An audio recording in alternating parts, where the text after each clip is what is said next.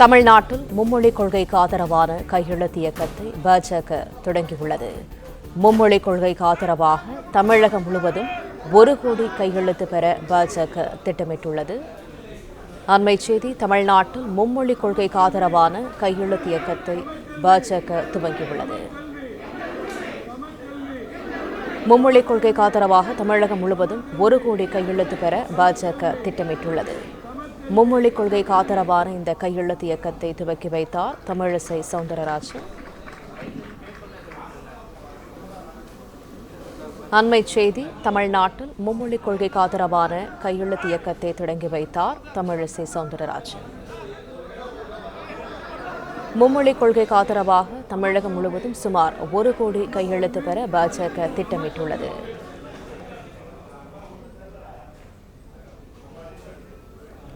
மும்மொழிக் கொள்கைக்கு ஆதரவான கையெழுத்து இயக்கத்தை துவக்கி வைத்தார் தமிழிசை.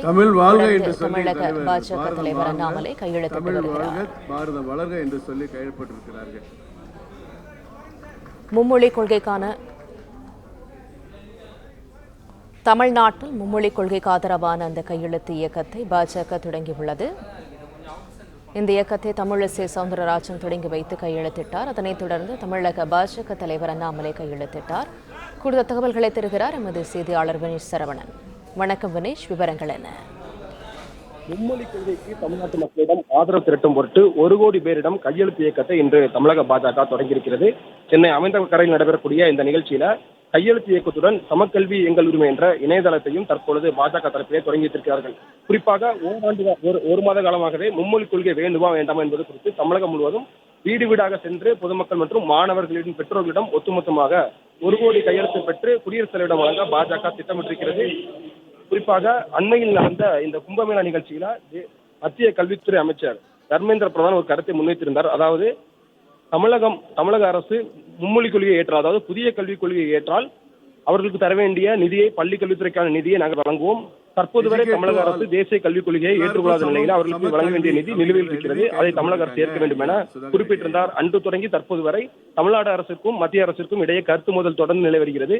மும்மொழிக் கொள்கை வேண்டுமா வேண்டாமா என்று பல்வேறு அரசியல் கட்சி தலைவர்களும் தங்களுடைய கருத்துக்களை முன்வைக்கக்கூடிய நிலையில தமிழக பாஜக ஒரு முயற்சியை மேற்கொண்டிருக்கிறது. அதாவது தமிழகம் முழுவதும் பல்வேறு மாவட்டங்களில் இருக்கக்கூடிய மாணவர்கள் அவர்களுடைய பெற்றோர்களிடம் நேரடியாக சென்று அவர்களிடம் கருத்துக்களை கேட்டறிய இருக்கிறார்கள். ஆன்லைன் வாயிலாகவும் அதே போல துண்டு பிரசுரங்கள் வாயிலாகவும் நேரடியாக அவர்கள் வீடுகளுக்கு சென்று மும்மொழிக் கொள்கை தொடர்பாகவும் 2 மொழி போதுமா அல்லது 3 மொழியை படித்தால் தங்களுடைய கல்வி வளர்ச்சிக்கு சாதகமாக இருக்குமா என்று போன்ற கருத்துக்களை கேட்டிருந்து அவர்களிடம் கையெழுத்தை பெற்று ஒட்டுமொத்தமாக சேர்த்து மே 1ஆம் தேதி வரை இந்த கையெழுத்து இயக்கத்தை பாஜக திட்டமிட்டிருக்கிறார்கள்.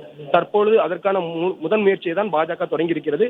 பாஜகவுடைய மூத்த தலைவர் தமிழிசை சவுந்தரராஜன் சமக்கல்வி எங்கள் உரிமை என்று கையெழுத்திட்டு தன்னுடைய கையெழுத்து இயக்கத்தை தொடங்கி வைத்திருக்கிறார். அதே போல தமிழ் வாழ்க பாரதம் மலர்க என்று குறிப்பிட்டு அண்ணாமலை அவர்கள் இந்த கையெழுத்து இயக்கத்தை தொடங்கி வைத்திருக்கிறார். மே 1ஆம் தேதி ஒட்டுமொத்தமாக தமிழகம் முழுவதும் 1 கோடி பேரிடம் கையெழுத்து பெற்று குடியரசுத் தலைவரிடம் சமர்ப்பிக்க பாஜக திட்டமிட்டிருக்கிறது.